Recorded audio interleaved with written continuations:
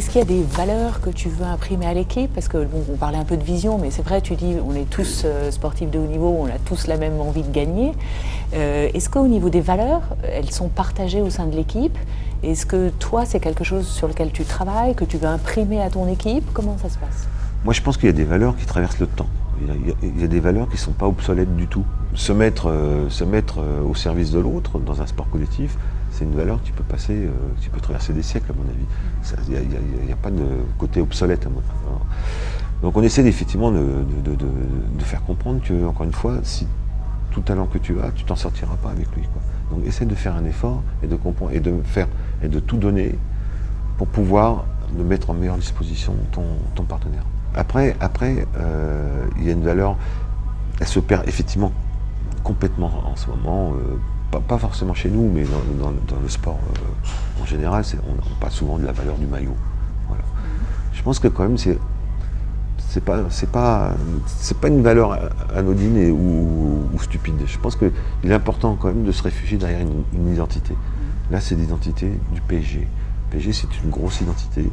Elle se répand de plus en plus, elle veut devenir forte, elle veut devenir mondialement connue. Et je crois qu'il est important de se réfugier aussi derrière cette marque-là. Donc on essaie aussi de leur faire comprendre que, attention, vous n'êtes pas dans un club normal, vous êtes au PSG. Pour essayer de se réfugier sur une forme d'identité, et on essaie de leur faire comprendre et de leur faire devenir amoureux en fait de ce club-là.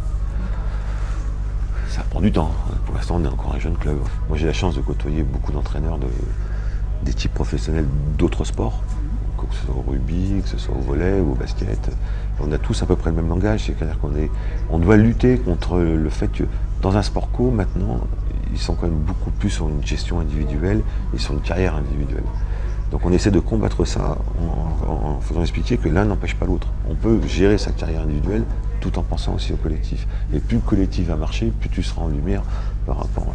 Voilà. Et ça aussi, c'est aussi une lutte parce que parfois ça marche pour certains, puis il y en a d'autres qui sont un peu au-dessus, puis c'est difficile. Mais j'essaie que celui qui ne rentre pas dans ce système-là, ben en fait, qu'il se fasse un petit peu rejeter par les autres, en fait. Voilà, c'est-à-dire que il faut que tu te mettes dans cet état d'esprit, parce que si tu n'es pas dans cet état d'esprit, dans cette équipe-là, je ne dis pas que j'ai réussi, hein, j'y suis encore loin, hein, mais c'est un des travaux qu'on essaye de faire. Eh ben, tu vas te faire rejeter par les autres. Et tu vas être à l'opposé de ce que tu voulais sur ta gestion individuelle. Donc, on respecte ces valeurs-là pour qu'on puisse être tous ensemble. Parce que c'est un sport co. Le handball, on ne peut pas s'en sortir tout seul. Avec tous les talents qu'il peut y avoir, s'il n'y a vraiment pas une cohésion de groupe, on ne s'en sortira pas. Quels sont les changements que toi tu as voulu apporter en tant qu'entraîneur de l'équipe du PSG et comment tu as créé les conditions favorables au changement? Et quand je suis arrivé, on a été confronté quand même à un gros problème, ou un gros défi, on va dire. Donc ce club est créé presque sur des ruines, on va dire, hein, donc, avec une arrivée immédiate de très bons joueurs, enfin de bons joueurs. Ce club était 12e du championnat à l'époque, quand on l'a repris, donc on a fait cette saison et on est devenu champion de France. Je voulais apporter tout de suite une espèce de culture dans ce club, comme si on était existant depuis une dizaine d'années, quoi.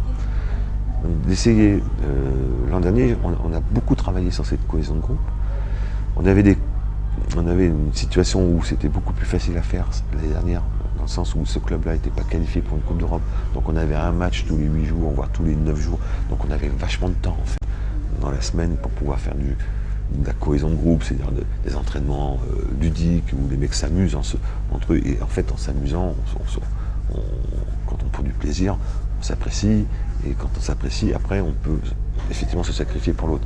Donc on a eu vachement de temps pour ça, quoi. Et on l'a fait. Et ça a très très bien marché, parce qu'on a été effectivement champion de France avec 10 points d'avance en fin de saison. Et ça, on l'a fait, et quand on voyait cette équipe-là, on avait l'impression effectivement qu'ils jouaient ensemble depuis 5-6 ans, quoi. Donc voilà, mission accomplie.